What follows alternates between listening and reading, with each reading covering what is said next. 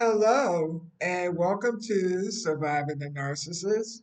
This is Wanda, and on this channel, we look at narcissism from a personal, I'm a narcissistic abuse survivor, thriver, overcomer, a professional, I'm a certified life coach, and I specialize in narcissistic abuse recovery and a spiritual perspective because narcissistic abuse affects us, mind, body, and spirit.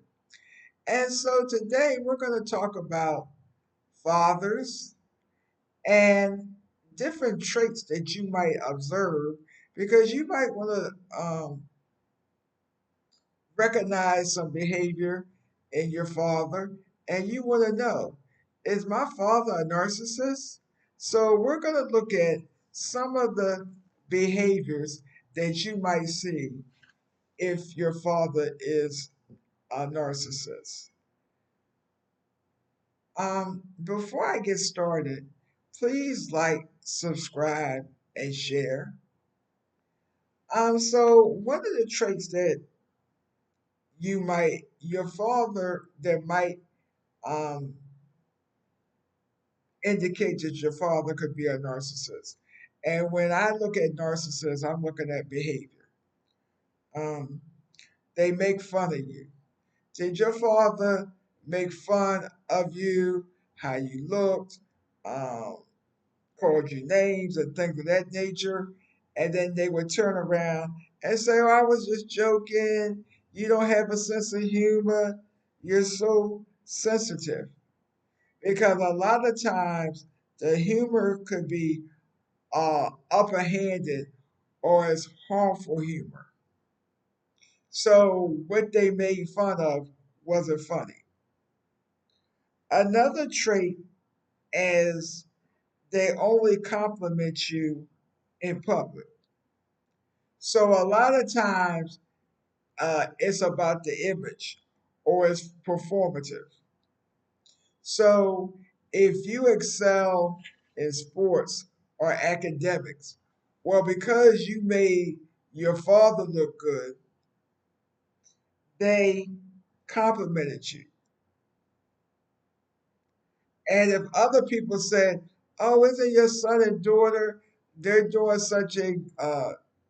they're such a good uh, athlete, whether it's football, whatever athlete, or whatever you excelled in. Or you might have excelled academically. But your father, once you left out the public eye, they didn't encourage you. As a matter of fact, you might have picked up there was some jealousy involved. Um, because you're getting the attention because you excel in certain areas, and narcissists want all the attention for themselves. Another behavior that might indicate that your father may be a narcissist is they use money and gifts to manipulate, and they expect something for it. The relationship is transactional. Well, I bought you a gift. What are you going to do for me? Um, Another one is avoid attending events that celebrate others because they want all the attention to themselves.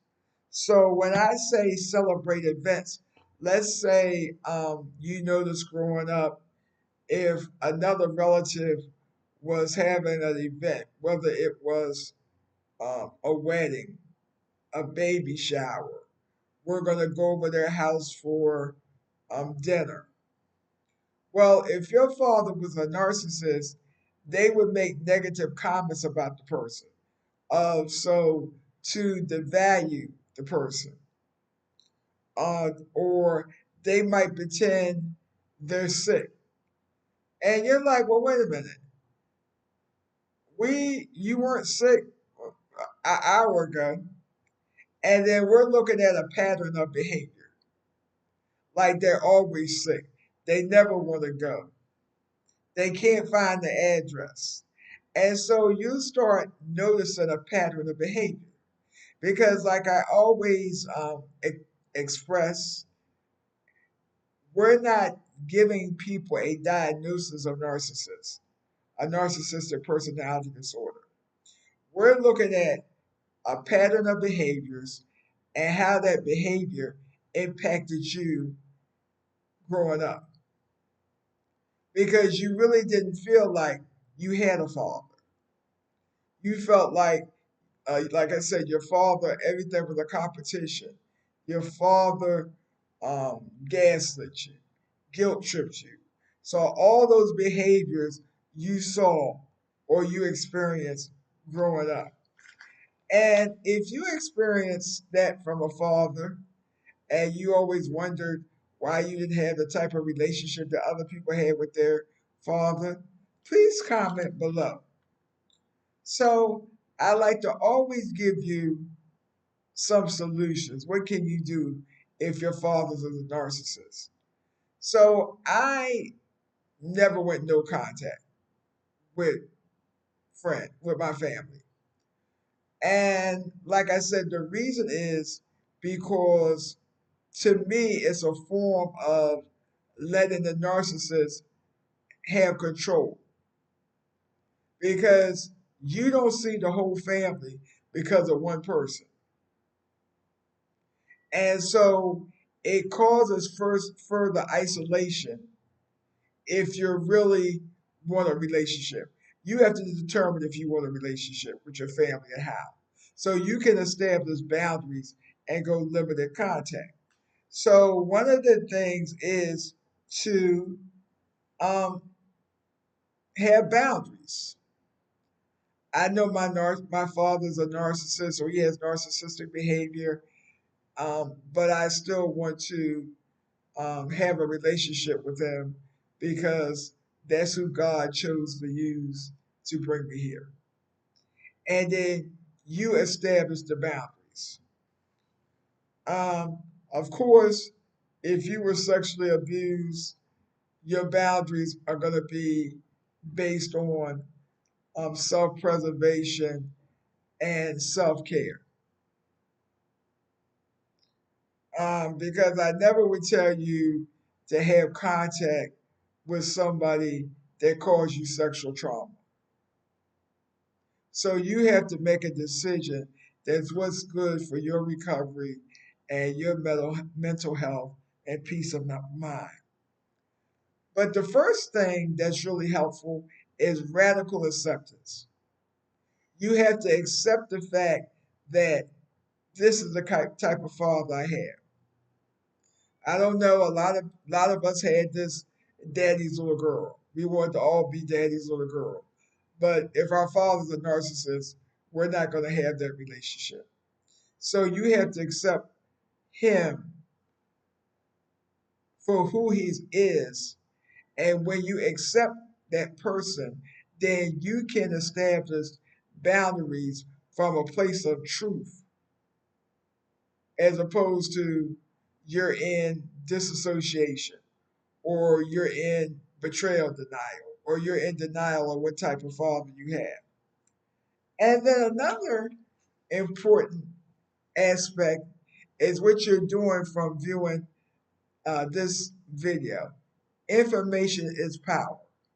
So once you have information about this is narcissistic behavior, my father is gaslighting me, he's grooming me, he's using other people against me like flying monkeys. So the more awareness you have, the stronger boundaries you can have, and the more that you can protect yourself. So comment below if you have that kind of experience. And also what you have done. Are you no contact with your father? Are you limited contact with your father? And as always, thank you for watching this video. If you want more information concerning my services, please visit the website www.visionofrecovery. And until next time, be blessed.